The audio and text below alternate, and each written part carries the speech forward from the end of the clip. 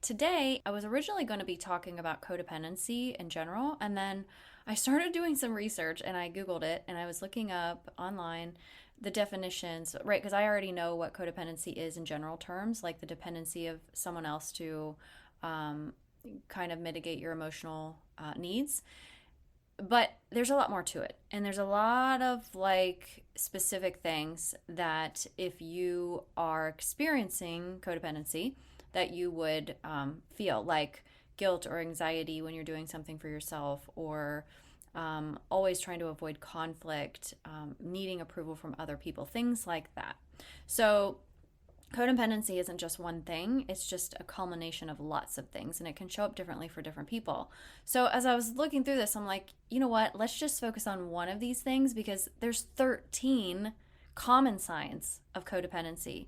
So that way we can kind of narrow in specifically on these typical or um, you know common things that are happening with codependency.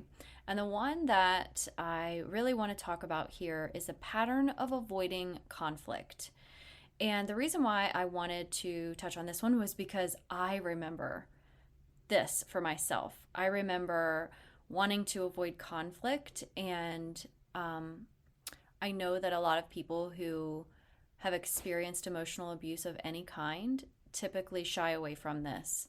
And there's a reason, and this is why I want to bring this up because conflict for some people is considered a bad thing or negative, and at least that's how I felt. So, this could be because when you grew up in your family with the people who are raising you and teaching you your culture, society, right, that you were taught that conflict is bad, or that you shouldn't rock the boat, or that you should keep the peace, or that you're being dramatic, right? So there's so many different things. And I'm going to talk about the subconscious mind here because this is where it's all rooted, right? It all comes from the subconscious mind. The way that you were raised, the people who were in your life, the traumatic experiences, like if you saw or witnessed people fighting a lot growing up, that equals bad, right? So that's conflict. So anything that's even remotely close to that or sounds like it's going to escalate, even if someone challenges you, or if you feel like that things are getting amped up emotionally, right? That could lead to conflict. And if you have a trauma response, which is an adaptation to your trauma, like okay, we need to keep the peace, or I need to somehow mediate this situation, or calm people down, or distract, or whatever, right? Because in your mind, you want to avoid that conflict because of the traumatic experience you had from the past. And this is very normal, right? Because it's a way to keep us feeling safe. And if you have these experiences from childhood that are creating these kinds of emotions inside of you, you have to know that there is a reason and there's a way out of it.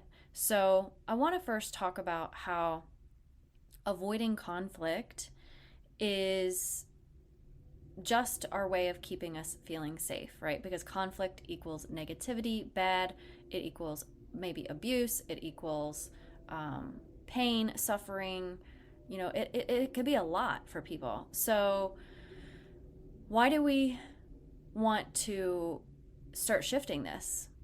And because you might be saying, well, I don't want a conflict because it is bad to me, right? It's all these bad things. Well, here's the thing, conflict is going to happen. It's going to be part of anybody's reality, and we can't always avoid it.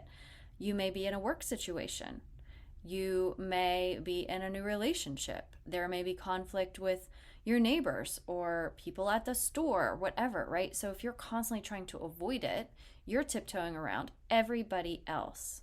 So, what I really like for you to think about here is in what ways could conflict actually not be a bad thing? And so, you have to start searching inside of your mind to think about this because it's not going to come easily at first, especially if this is something you've used as a coping strategy to keep you feeling safe. So, think about that. What could conflict, or when could conflict actually be a good thing? Has conflict ever been a good thing for you? Now, if you've listened to my podcast, which I know you have, you know I like to change words, right? If words don't sit well with me or they feel icky or they hold a certain type of weight, I just change them, right? So the word conflict may sit very uncomfortably with you. And so if you don't like that word, pick a new word, right? So I'm trying to avoid confrontation, or I'm trying to avoid debates, right? You can use different words, right? Use something that feels a little bit better to you, but ultimately it's the same thing, right? We're just deciding what feels a little bit better to us. And why specifically do you think these things are bad? Obviously, it comes from your trauma and the experiences that you have. So, why isn't really the greatest question? It's how, if I want to be able to handle conflict, how do I do that? How do I achieve that? Right? Because you might be saying, well, yeah, I got to deal with people who are highly conflicting at work, or, I know people who aren't afraid to speak up, and sometimes this creates problems. So, what I would encourage you to do, first and foremost, is one, get out a piece of paper and write down all the things that conflict means to you, right? Does conflict mean that you're going to get in trouble? Does conflict mean that we're going to have a fight? Does conflict mean that the other person doesn't like me? Does conflict mean that we are going to break up, right? So what are you making conflict mean? And that's where we have to start to challenge these beliefs, because, there are people who get in conflicts all the time, and it doesn't mean the end of the relationship, or it doesn't mean that the other person hates you, or it doesn't mean that you don't have a healthy relationship, right? Conflict isn't necessarily the thing that is the problem. It's what we make it mean, and that's why we then avoid it. Now, there's another piece of this that's really important, and that is making the distinction between not only what you make conflict mean, but what you make it mean about you, or what you believe about yourself to handle conflict or to be in a conflicting situation. So for me personally, when I was in my emotionally abusive relationship, I didn't like conflict at all. I absolutely despised it, hated it, and avoided it at all cost. Sometimes I would even fawn or do things to make the other person happy just so that we could avoid that conflict. And ultimately, what was happening inside of me was I had beliefs, strong subconscious beliefs, that I couldn't handle conflict, or that I was being dramatic, or that if I got into conflict with someone, that meant they weren't going to like me, or that we were going to have problems in our relationship, right? So I was making that mean something about me personally. And the thing about when you're doing this kind of work and you're checking in with your subconscious beliefs is that not only are you aware of what they are, but you have to be willing to challenge them. You have to be willing to explore other possibilities. And this takes practice, right? So this isn't something that I was able to do overnight. And even when I escaped my abusive relationship, and then when I ended up in a new relationship that was not abusive, these sort of leftover hanging emotions were still there. So anytime that anybody that I was in relationship with, like family, friends, or my boyfriend even, I would shy away from conflict because of the same subconscious beliefs. But you have to remember, someone who doesn't have those kinds of subconscious beliefs isn't going to be avoiding conflict. Part of this isn't always just about you. It just isn't about what you make it mean. It's also about fear. A lot of times, especially people who have codependency behaviors like this, are so afraid. They're afraid of rejection. They're afraid of abandonment. They're afraid they're going to be alone forever, right? So if things aren't smooth sailing, because, you can think about this in terms of if there was a conflict in their past and someone left, that's going to leave a deep wound. And that's going to make you believe that if there's conflict, people leave. So if you're worried about being rejected or being abandoned, you're going to try your hardest to avoid conflict, to avoid the rejection, right? It's not just about the conflict, it's about the deeper layer, which would be something like fear of abandonment or fear of rejection or fear of being left alone. These are the things that when you start to explore this kind of thing inside of yourself, that you start to learn, right? It's not just about, oh, I don't like conflict. People will say that kind of surfacely, oh, I don't like drama, oh, I don't like conflict. It's not just you don't like conflict and you don't like drama. It's about what you're making it mean. What's going to happen if there's conflict? What's going to happen if there's drama? What do you believe about it? And these are things that I would really encourage you to start to question. Put this on paper and really get relaxed and think, like, what is it that I truly do believe? If someone is in conflict with me, and you could even think of a time when this happened, what am I believing about that person, about the situation, about my future, about me? What do I think? What's going through my head? And these are the things that are on autopilot. These are the things that we never even consider, right? And the reason why I'm bringing this stuff to you is because I want you to be able to recover from your emotional wounds. And if you're someone who is constantly avoiding conflict because you have this type of codependent behavior, there's nothing wrong with you. But if you say, you know what, I would truly like to be able to have a debate or have a discussion that gets heated without fear or without worry that something bad's going to happen. Because the reality is there are lots and lots of people who can have heated debates, who can have conflicting opinions and discussions, and it doesn't turn out bad.